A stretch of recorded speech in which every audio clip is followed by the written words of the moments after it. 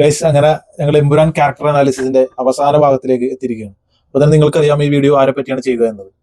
അതെ, അദ്ദേഹത്തെ കുറിച്ച് പറയാനാണെന്നുണ്ടെങ്കിൽ ഒറ്റ വരിയിൽ നമുക്ക് വേണമെങ്കിൽ പറഞ്ഞു തുടങ്ങാം. ഒരു ദിവസം ദൈവത്തിന് അഭിനയിക്കുമെന്നൊരു മോഹം വന്നു. ദൈവം ഭൂമിയിലൊരു മനുഷ്യരൂപത്തിൽ അവതരിച്ചു.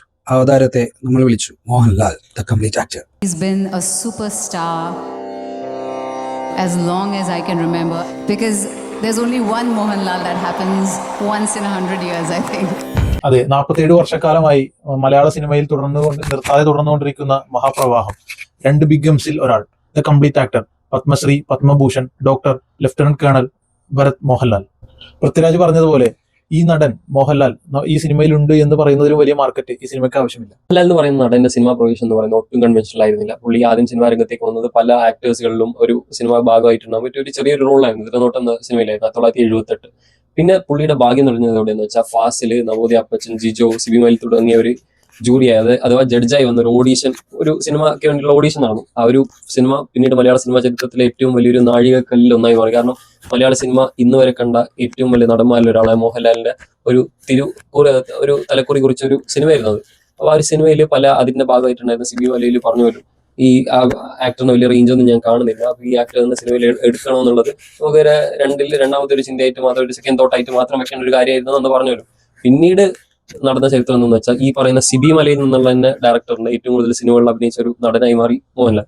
സിബി മലയിലെ തന്നെ ഏറ്റവും വലിയ ചിത്രങ്ങൾ, സദയം ഉള്ള സിനിമകൾ, കീടം, ചെങ്കോല്, അങ്ങനെ പല സിബി മലയിലെ തന്നെ പല ഏറ്റവും വലിയ ക്ലാസിക്കുകളിലും അദ്ദേഹത്തിന്റെ സിനിമയിലൂടെ നാഷണൽ അവാർഡ് വരെ കരസ്ഥമാക്കി. അപ്പോൾ ആ ഒരു സിബി മലയിലെ ഏറ്റവും വലിയ സക്സസ്ഫുൾ ആയിട്ടുള്ള സിനിമകളിലൊക്കെ പുള്ളി ഭാഗമാക്കുകയും മലയാള സിനിമകളുടെ ഏറ്റവും വലിയ ചലച്ചിത്രകാരന്മാരുടെ ഒക്കെ സിനിമകൾ അഭിനയിക്കുകയും ചെയ്തു. ഏതൊക്കെ പേരെടുത്ത് പറയുകയാണെങ്കിൽ സത്യനന്ദിക്കാട് പോലുള്ള സംവിധായകർ, ഫാസില്, പ്രിയദർശൻ, കമൽ, ഭരതൻ, ഐ വി ശശി, പത്മരാജൻ, രഞ്ജിത്ത് തുടങ്ങി ഇപ്പോൾ പുതുതലമുറയിലും ഇപ്പോൾ തരുൺമൂർത്തിയുടെ സിനിമയിൽ വരെ പുള്ളി ഭാഗമാക്കാൻ പോകുന്നു. അപ്പോൾ പല കോണിലും പല ഡയറക്ടേഴ്സും പറഞ്ഞിട്ടുണ്ട് മോഹൻലാൽ പുതുതലമുറ ഡയറക്ടേഴ്സുമായിട്ട് അത്ര അടുപ്പം കാണിക്കുന്നില്ല, അതുകൊണ്ടാണ് പുള്ളിന്റെ റേഞ്ച് ഇപ്പോൾ ഒരു മങ്ങലേക്ക് എന്നൊക്കെ പറയുന്നുണ്ട്. മോഹൻലാൽ എന്നുള്ള പറയുന്ന ഒരു നടൻ ഏറ്റവും ആക്സസിബിൾ അല്ല എന്ന് പല പഴയ തലമുറ ഡയറക്ടേഴ്സും പുതുതലമുറ ഡയറക്ടേഴ്സും ഒക്കെ പറയുന്നു എന്നുള്ളൊരു കാര്യം, ഒരു വാചകം ഇപ്പോ ഒരു സിനിമാ മേഖലയിൽ ഇപ്പൊ നിലവിലുണ്ട്. അതിനൊക്കെ ഒരു തിരിച്ചടി എന്നോണാണ് ഇപ്പൊ തരുൺമൂർത്തി എന്ന് പറയുന്ന ഏറ്റവും പുതുതലമുറയിൽ ഏറ്റവും സക്സസ്ഫുൾ ആയിട്ടുള്ള ഡയറക്ടർക്ക് ഇവിടെ ഡേറ്റ് കൊടുത്തതും ഇപ്പൊ മോഹൻലാലിന്റെ തന്നെ മാധവന്റെ കൂടെ അടുത്ത സിനിമ വരുന്നുണ്ട്. അപ്പൊ മോഹൻലാൽ എന്ന് പറയുന്ന ഒരു നടന്റെ റേഞ്ചും പിന്നെ കാലിബറൊന്നും നമ്മൾ മലയാള സിനിമയിൽ മാത്രം ഒന്ന് ഒതുങ്ങി നിൽക്കേണ്ടതല്ലായിരുന്നു. അത് നിന്നിട്ടില്ല. ഇപ്പൊ കമ്പനി എന്ന് പറയുന്ന സിനിമ രാം ഗോപാൽ വർമ്മന്റെ ഏറ്റവും സക്സസ്ഫുൾ ആയിട്ടുള്ള ഒരു ഹിന്ദി സിനിമയായിരുന്നു കമ്പനി. ഒരു സിനിമയിൽ മുഖ്യഭാഗത്ത് ഒരു മുഖ്യ പങ്ക് അഭിനയിച്ചത് അജയ് ദേവ്ഗണും വിവേക് ഒബ്റോയാണ്. എന്നിട്ട് ഒരു സീനിൽ പുള്ളി ഒരു പേപ്പർ വെയിറ്റ് തിരിക്കുന്ന ഒരു രംഗം ഇന്നും ചർച്ച ചെയ്യപ്പെടുന്നുണ്ടെങ്കിൽ, ഇപ്പൊ ഇരുവർ എന്നുള്ള സിനിമയിൽ പ്രകാശ് രാജാണ് നാഷണൽ അവാർഡ് നേടിയെങ്കിലും MGRന്റെ ഒരു ഒറ്റ സീൻ, ഒരു ട്രാൻസിഷൻ സീനിൽ മോഹൻലാൽ എന്നുള്ള നടന്റെ അഭിനയം ഇപ്പോഴും ചർച്ച ചെയ്യുന്നുണ്ടെങ്കിൽ മോഹൻലാൽ എന്നുള്ള നടന്റെ അഭിനയം ഒട്ടും വ്യർത്ഥമായിരുന്നില്ല. മണിരത്നം, രാംഗോപാൽ വർമ്മ, കമൽഹാസൻ തുടങ്ങി നിരവധി ചലച്ചിത്രകാരന്മാരുടെ പ്രിയപ്പെട്ട നടൻ കൂടിയാണ് മോഹൻലാൽ. അപ്പോൾ നമ്മൾ ബാക്കിയുള്ള സിനിമകളിലും കൂടി അഭിനയിച്ചിട്ടുണ്ടല്ലോ മോഹൻലാൽ. കന്നഡ, തെലുങ്കിൽ തന്നെ ജനതാ ഗാരേജ് ഏറ്റവും സക്സസ്ഫുൾ ആയിട്ടുള്ള ജൂനിയർ NTR സിനിമയായിരുന്നു ജനതാ ഗാരേജ്. എല്ലാ രീതിയിലുള്ള സിനിമകളും, ഒരു ആർട്ട് ഹൗസ് ഫിലിം ആവട്ടെ, ഒരു മുഖ്യ കൊമേഴ്ഷ്യൽ സിനിമ ആവട്ടെ, മോഹൻലാലിന്റെ എല്ലാ സിനിമകളും ബാക്കിയുള്ള ഭാഷകളിലെ എല്ലാ സിനിമകളും ഒരു ബൈബിൾ പോലെ നമുക്ക് എടുത്തു പഠിക്കേണ്ട സിനിമകൾ തന്നെയാണ്. സംസ്കൃത നാടകങ്ങൾ, സ്റ്റേജ് ഷോകൾ, അങ്ങനെ നിരവധി പെർഫോമൻസുകൾ നമ്മൾ നേരിട്ടായാലും അദ്ദേഹത്തിന്റെ ഒരു എനർജറ്റിക് പെർഫോമൻസുകൾ നടക്കുന്ന ഒരുപാട് നമ്മൾ കണ്ടു. മോഹൻലാൽ തന്നെ പറഞ്ഞിട്ടുണ്ട് അത് 2.5 മണിക്കൂറോളം ദൈർഘ്യമുള്ള ഒരു നാടകമായിരുന്നു, സംസ്കൃത നാടകമായിരുന്നു. കാവാലം നാരായണ പണിക്കർ എന്ന ഗ്രേറ്റസ്റ്റ് നാടകാചാര്യൻ എത്രയോ ഒരു 2-3 ദിവസത്തെ ജസ്റ്റ് ഒരു ട്രയൽ മാത്രം വെച്ച് ഒരു 2.5 മണിക്കൂർ ഒരു കണ്ടിന്യൂസ് ഏകാംഗ നാടകം എന്ന് പറയുന്നത് ഒരു നമുക്ക് സാധാരണ ഒരു മനുഷ്യന് ചെയ്യാൻ പറ്റുന്ന കാര്യമാണെന്ന് എനിക്ക് തോന്നുന്നില്ല. 2 ദിവസം മാത്രം ട്രയൽ വെച്ച് ഒരു 2.5 മണിക്കൂർ ദൈർഘ്യമുള്ള ഒരു സംസ്കൃത നാടകം, ഒരു സ്വന്തം മാതൃഭാഷ പോലും ഇല്ല. എന്നിട്ട് കൂടി മോഹൻലാൽ എന്നുള്ള നടന്റെ ഒരു എഫേർട്ടും പിന്നെ മൊത്തത്തിലുള്ള ഒരു സമർപ്പണ ബോധവും നമുക്ക് ഈ ഒരു ചില അനക്ഡോട്ട്സിൽ നിന്ന് നമുക്ക് മനസ്സിലാവുന്നുണ്ട്. തീർച്ചയായിട്ടും അദ്ദേഹത്തിന്റെ കഴിവുകൾ നമുക്ക് ഇനി എടുത്തു പറയാൻ തുടങ്ങി കഴിഞ്ഞാൽ നമുക്ക് മതിയാവില്ല. ഒരുപാടുണ്ട്. അദ്ദേഹത്തിന് ഒന്നും തെളിയിക്കേണ്ടതായിട്ടില്ല. നമ്മൾ ജനിച്ച അന്ന് മുതൽ വളർന്നു വരുന്ന കണ്ടിരുന്ന ഓരോ സിനിമകൾ, അതിപ്പോ ഏത് ക്യാരക്ടർ ആയിക്കോട്ടെ, വില്ലനാണെങ്കിലും കോമഡി ആണെങ്കിലും ഡാൻസ് ആണെങ്കിലും പാട്ടാണെങ്കിലും ഏത് ഇമോഷൻ ആണെങ്കിലും തന്നെ നമ്മളൊരു ഒരു സാധാരണ ആളുടെ ജീവിതത്തിൽ നമ്മൾ ക്യാമറ വെച്ച് പകർത്തിയെടുക്കുന്ന അതേ രീതിയിലാണ് അദ്ദേഹം സിനിമയിൽ. ഇപ്പൊ പല ഫാൻ ഫൈറ്റിന്റെ പേരിലാണെങ്കിൽ പോലും ഇപ്പൊ പല ഇന്റർവ്യൂസിലൊക്കെ ഇപ്പൊ മോഹൻലാലിനോട് നേരിട്ട് വയ്ക്കുന്നുണ്ട്. ഇപ്പൊ മമ്മൂട്ടി കാതൽ പോലുള്ള സിനിമ ആയിരുന്നു. അപ്പൊ നിങ്ങൾക്ക് അതിൽ അസൂയപ്പെടുന്നതായിട്ട് തോന്നുന്നുണ്ടോ മോഹൻലാലിനോട് ചോദിക്കുന്നുണ്ട്. അപ്പൊ ഒരു സിനിമയെ കുറിച്ച് അറിയാത്ത ഒരു വ്യക്തി ചോദിക്കുന്ന സിനിമയെ കുറിച്ച് അറിയാത്ത ഒരു അമേച്വർ ആയിട്ടുള്ള ഒരു ചോദ്യം മൂലമാണ് അത് ഉണ്ടാകുന്നത് എന്നുള്ളത് മോഹൻലാലിന്റെ മുഖഭാഗത്ത് തന്നെ നമുക്ക് മനസ്സിലാക്കാൻ പറ്റും. കാരണം 1980 ഇറങ്ങിയ ദേശാടനക്കിളി കരയാറില്ല എന്നുള്ള ഒരു ലെസ്ബിയൻ ലവ് സ്റ്റോറിനെ ബേസ് ചെയ്തിട്ടുള്ള ഒരു സിനിമയിൽ മോഹൻലാൽ മുഖ്യ കഥാപാത്രമായിട്ട് ഓൾറെഡി വന്നിട്ടുണ്ട്. അപ്പൊ ഇത് മോഹൻലാലിന് പല ഇന്റർവ്യൂവിലും ഇത് ഇടയ്ക്കിടെ പറയേണ്ടി വരുന്നതും നമ്മളൊരു സിനിമാ ബോധത്തിന്റെ ഏറ്റവും കുറവ് കൊണ്ടുകൂടിയാണ്. അപ്പോൾ നമ്മൾ മമ്മൂട്ടി മോഹൻലാൽ എന്നുള്ളതിലെ ഒരു ഫാൻ ഫൈറ്റിൽ എപ്പോഴും ഇൻവോൾവ് ആവേണ്ട കാര്യമില്ല. കാരണം രണ്ടുപേരും രണ്ട് രീതിയിൽ മലയാള സിനിമയിലേക്ക് സംഭാവന ചെയ്ത നടന്മാരാണ്. അപ്പോൾ നമുക്ക് തന്നെ ഏറ്റവും കൺഫ്യൂഷൻ വരുന്ന ചോദ്യമാണ്. നമ്മൾ പല MCQ ക്വസ്റ്റ്യൻസ് ഒക്കെ ജീവിതത്തിലും എക്സാംസിലൊക്കെ ആയിട്ട് അറ്റൻഡ് ചെയ്തിട്ടുണ്ടാവും. പക്ഷെ നമുക്ക് ഇപ്പോഴും കൃത്യമായിട്ട് ആൻസർ കൊടുക്കാൻ പറ്റാത്ത ചോദ്യമാണ് മോഹൻലാലും മമ്മൂട്ടിയോ എന്നുള്ളത്. തീർച്ചയായിട്ടും 1978 സെപ്റ്റംബർ 3 ആദ്യമായിട്ട് ക്യാമറയുടെ മുമ്പിൽ തിരനോട്ടം എന്ന സിനിമയിലൂടെ വന്ന് 1980 ഫാസിൽ ഡയറക്ട് ചെയ്ത മഞ്ഞിൽ വിരിഞ്ഞ പൂക്കൾ എന്ന സിനിമയിലെ ഒരു വില്ലൻ ക്യാരക്ടറിലൂടെ പ്രേക്ഷക മനസ്സിൽ ഇടം നേടിയ മഹാപ്രതിഭ മോഹൻലാൽ. അദ്ദേഹത്തിന്റെ യാത്ര അന്ന് തുടങ്ങിയത് ഇന്നും 47 വർഷമായിട്ട് ഇന്നും തുടർന്നുകൊണ്ടിരിക്കുന്നു. ചെറിയ കുട്ടികൾ മുതൽ വയസ്സായ മുത്തശ്ശിമാര് വരെ ഒരു ഏജ്ഡ് ഗ്രൂപ്പ് ഡിഫറൻസ് ഒന്നും തന്നെ ഇല്ലാതെ അദ്ദേഹത്തെ അത്രയധികം ആരാധിക്കുന്നുണ്ട്. അദ്ദേഹത്തിന്റെ കഴിവിലൂടെ മാത്രം അദ്ദേഹം ക്യാരക്ടറിലൂടെയും കഴിവിലൂടെയും ഈ ജന മനസ്സുകളിൽ ഇടം നേടിയതാണ്. അദ്ദേഹത്തിന്റെ കരിയർ ഇഷ്ടം പോലെ ഒരുപാട് സിനിമകൾ നമ്മളെ തന്നെ നമ്മൾ കണ്ടറിഞ്ഞ ഒരുപാട് സിനിമകളുണ്ട് സ്ക്രീനിൽ. അദ്ദേഹത്തിന്റെ കഴിവുകളാണെങ്കിലും എല്ലാതരം അദ്ദേഹം തരുമ്പോൾ നമ്മൾ കരഞ്ഞിട്ടുണ്ട്. ആൾ ചിരിക്കുമ്പോൾ നമ്മൾ ചിരിച്ചിട്ടുണ്ട്. ആൾ റൊമാൻസ് കാണിക്കുമ്പോൾ നമുക്ക് പ്രണയം തോന്നിയിട്ടുണ്ട്. ഞങ്ങളുടെ ജനറേഷൻ പ്രണയം കണ്ട് വളർന്നു തന്നെ എനിക്ക് തോന്നുന്നു അദ്ദേഹത്തിന്റെ പടമൊക്കെ കണ്ടിട്ട് തന്നെയാണ് നമ്മളൊക്കെ ഒരു ഇതായത്.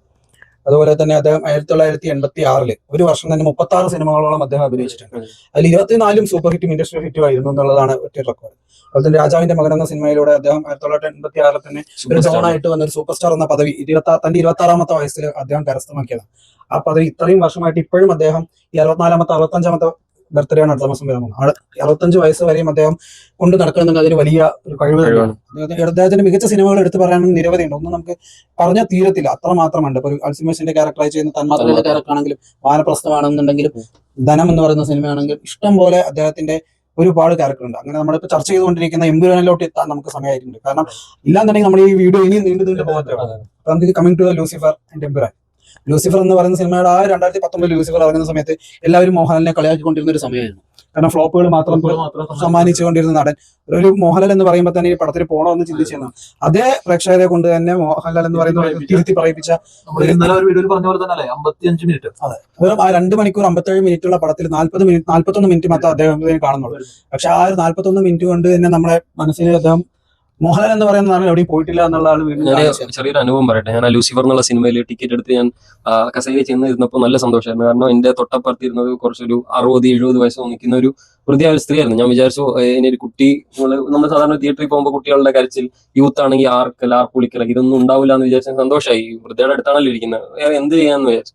പക്ഷെ പടം തുടങ്ങി മോഹൻലാൽ ഇൻട്രോ സീൻ വരുമ്പോൾ തന്നെ ലാലേട്ടാന്നും പറഞ്ഞ് വൃദ്ധ കരച്ചിലായിരുന്നു. അപ്പോൾ എനിക്ക് ആ ഒരു ടൈമില് ഇറിറ്റേഷൻ ആണോ തോന്നിയത്, സന്തോഷമാണോ തോന്നിയതെന്ന് എനിക്ക് ഇപ്പോഴും ചിന്തിക്കാൻ പറ്റാത്തൊരു കാര്യമാണ്. അതുപോലെ തന്നെ ഈ സ്റ്റീഫൻ നെടുമ്പള്ളി എന്ന് പറയുന്ന ക്യാരക്ടർ എനിക്ക് തോന്നുന്നില്ല മറ്റൊരു നടന്മാരുടെയും ഇത്രയും സേഫ് ആയിട്ട് ഉണ്ടാവുന്നത്. കാരണം പൃഥ്വിരാജ് എന്ന് പറയുന്ന സംവിധായകന് വേണ്ടത് ക്രിസ്റ്റൽ ക്ലിയർ ആയിട്ട് സ്ക്രീനിലോട്ട് പകർത്താൻ കഴിഞ്ഞ ഒരു മഹാനടൻ. തീർച്ചയായിട്ടും പൃഥ്വിരാജ് തന്നെ ഇന്റർവ്യൂവിൽ പറഞ്ഞിട്ടുണ്ട്, അദ്ദേഹം ആ ക്യാരക്ടറിനെ മനസ്സിലാക്കി. ആദ്യത്തെ ഷോട്ട് എടുക്കുന്നതിന് മുമ്പ് അദ്ദേഹം ഒന്ന് ചോദിച്ചു, സ്ക്രിപ്റ്റ് മനസ്സിലാക്കി ക്യാരക്ടറിനെ ഉൾക്കൊണ്ട് തന്നെ അദ്ദേഹം ചോദിച്ചിട്ടുണ്ടായിരുന്നു. സ്റ്റീഫൻ എന്ന് പറയുന്ന ആളെപ്പോഴും ഒരു സങ്കടം ഉള്ളിൽ കൊണ്ട് നടക്കുന്ന ആളാണ്. ആ പൃഥ്വിരാജിനെ തന്നെ അതിശയം തോന്നി. ഒരു ഡയറക്ടർ, ഒരു റൈറ്റർ, ഇവരിലുപരി മൂന്നാമതൊരാൾക്ക് ആ ക്യാരക്ടറിന്റെ ഡെപ്ത് മനസ്സിലാക്കാൻ കഴിഞ്ഞു. അങ്ങനെയാണ് ഒരു നടൻ വേണ്ടത് എന്നുള്ളത് പൃഥ്വിരാജ് ഒരു എക്സാമ്പിൾ ആയിട്ട് എല്ലാവർക്കും പറയുന്നുണ്ട്.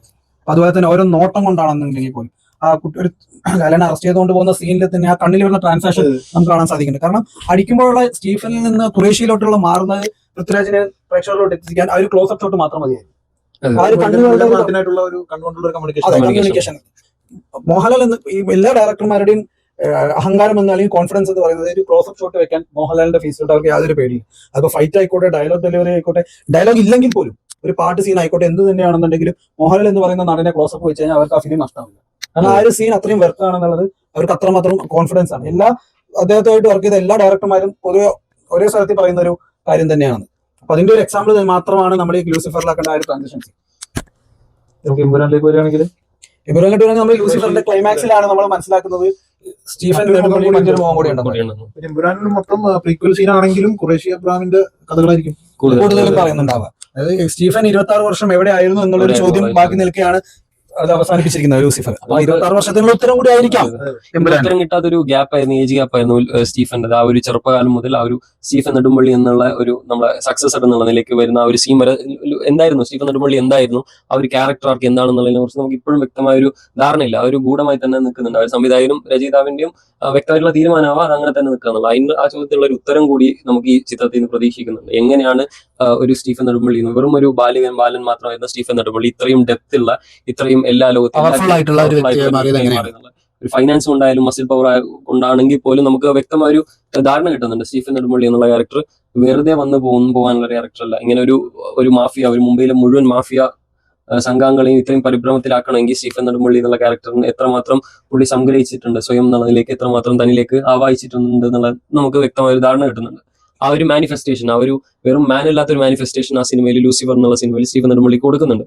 ആ ഒരു വ്യക്തമായ ഒരു നമുക്ക് ആ ഒരു റീസൺ, ആ ഒരു thesis behind what makes Stephen Nedumpally not just a man എന്നുള്ള രീതിയിലേക്ക് നമ്മൾ ഈ എമ്പുരാൻ എന്നുള്ള സിനിമയിൽ നമ്മൾ പ്രതീക്ഷിക്കുന്നുണ്ട് കൂടുതലായിട്ട്. തീർച്ചയായിട്ടും. അതുപോലെ നമ്മളാരും അധികം ആരും നോട്ടീസ് ചെയ്യാതെ പോയ ഒന്ന് തന്നെയാണ് ലൂസിഫർ തുടങ്ങുന്ന ആദ്യത്തെ ഷോട്ടിൽ തന്നെ ഇബ്രാഹിം ഖുറേഷിയെ കാണിക്കുന്നുണ്ട്. ഒരു ഫോട്ടോഗ്രാഫർ ന്യൂസ് പേപ്പർ കട്ടിങ്ങിൽ കാണിക്കുന്നുണ്ട്. പക്ഷെ നമ്മളാരും ആ സമയത്ത് ആരും ശ്രദ്ധിക്കുന്നില്ല, ചിന്തിച്ചിരുന്നില്ല. പിന്നീടാണ് നമ്മൾ ആ ക്ലൈമാക്സ് കണ്ടതിന് ശേഷം നമ്മൾ സെക്കൻഡ് ടൈം അല്ലെങ്കിൽ തേർഡ് ടൈം പടം കാണുമ്പോഴാണ് ഖുറേഷി ഇബ്രാഹിം എന്ന് പറയുന്ന അദ്ദേഹത്തിന്റെ ആ ഒരു ബാക്ക് പോസ് നമ്മൾ ശ്രദ്ധിക്കുന്നത്. അതുപോലെ എമ്പുരാനിലോട്ട് വരുമ്പോൾ നമ്മൾ ട്രെയിലർ കണ്ടു, ടീസർ കണ്ടു. അതിൽ തീർച്ചയായിട്ടും ഒരു ഫാനിനെ അല്ലെങ്കിൽ ഒരു ലൂസിഫർ കണ്ട ഒരാളെ എമ്പുരാൻ കാണാൻ പ്രേരിപ്പിക്കുന്ന ഒരുപാട് ഘടകങ്ങൾ നമ്മൾ ആ സിനിമയിൽ കാണാൻ സാധിച്ചിട്ടുണ്ട്. അദ്ദേഹത്തിന്റെ പെർഫോമൻസ് ആണെങ്കിലും ലുക്ക് ആണെങ്കിലും എല്ലാം കൊണ്ടും നമുക്ക് ഒരു സർപ്രൈസ് ആണ് എന്തായിരിക്കും ഇനി അവരുടെ ബാക്ക് സ്റ്റോറി എന്ന് ഏതൊരു കളയും കാണാൻ പ്രേരിപ്പിക്കുന്ന ഒരു കൈൻഡ് ഓഫ് മേക്കിംഗ് ആയിരുന്നു നമ്മൾ ഇബ്രാഹിം. നമ്മൾ ലൂസിഫർ കാണുമ്പോൾ വിചാരിച്ചിരുന്നു ഇപ്പൊ ഒരു സ്റ്റീഫൻ നെടുമ്പള്ളിയെ എബ്രാഹിം ഖുറേഷി ആക്കണമെങ്കിൽ അതിന് അത്രയും മാത്രം സ്കെയിൽ റിക്വയർ ആണ്. ഇത്രയും വലിയൊരു ഡോൺ ആക്കണമെങ്കിൽ, ഇത്രയും വലിയൊരു മിത്ത് ആക്കണമെങ്കിൽ നമുക്ക് അത്രയും വലിയൊരു സ്കെയിൽ ഈ സിനിമയിൽ, അടുത്ത സിനിമയിൽ കാണിക്കാൻ പോകുന്ന സിനിമയിൽ ആവശ്യമാണെന്നുള്ളതിനെ കുറിച്ച് നമുക്ക് കൃത്യമായ ധാരണ ഉണ്ടായിരുന്നു. നമ്മൾ വിചാരിച്ചു മലയാളം സിനിമയിൽ ഇത്രയും വലിയ ഇത് കാണിക്കാൻ പറ്റുമോ, ജസ്റ്റ് ഒരു ഗിമ്മിക്ക് മാത്രമായിരിക്കും എബ്രാഹിം ഖുറേഷി ഇവർ കണ്ടിന്യൂ ചെയ്യാതിരിക്കുമോ എന്നൊക്കെ തോന്നി. പക്ഷെ നമ്മളിപ്പോ ട്രെയിലർ കാണുമ്പോൾ നമ്മൾ വിചാരിച്ചു നമ്മൾ എക്സ്പെക്ടേഷനും മേളിൽ പോയി. നമ്മൾ ഹോളിവുഡ് സിനിമയിലെ ഒരു മാഫിയ തലവനോ ഒരു മിത്തിനോ കൊടുക്കുന്ന ഒരു പരിവേഷം ഈ സിനിമയിൽ ആ ട്രെയിലറിലൂടെ തന്നെ നമുക്ക് വ്യക്തമായി കാണാൻ സാധിക്കുന്നുണ്ട്. അത് ചെറിയൊരു കാര്യമല്ല. പൃഥ്വിരാജ് അച്ചീവ് ചെയ്തിരിക്കുന്ന ഒരു ഫിലിം മേക്കർ എന്നുള്ള രീതിയിൽ, ഒരു വിഷ്വൽ സ്റ്റോറി ടെല്ലർ എന്നുള്ള രീതിയിൽ പൃഥ്വിരാജ് അച്ചീവ് ചെയ്ത കാര്യം ജസ്റ്റ് ഒരു വെറും ബാക്കി പറഞ്ഞ് തീർക്കാവുന്നതല്ല. ഈ കാത്തിരിപ്പിന്റെ അവസാന നാളുകളാണ്. ഇനി ആകെ ഒരു ദിവസം മാത്രമേ നമ്മുടെ മുന്നിലുള്ളൂ. മാർച്ച് 27 നമുക്ക് ഖുറേഷി അബ്രാമിന്റെയും സ്റ്റീഫന്റെയും എല്ലാം കഥകൾ നമുക്ക് കാണാം അല്ലെ. നേരിട്ട് എമ്പുരാൻ എന്ന ലൂസിഫർ ഫ്രാഞ്ചൈസിന്റെ രണ്ടാമത്തെ ഒരു സീരീസ് ആയിട്ടുള്ള എമ്പുരാനിൽ L2 നമുക്ക് ഇത് എല്ലാം കാത്തിരുന്ന് കാണാം.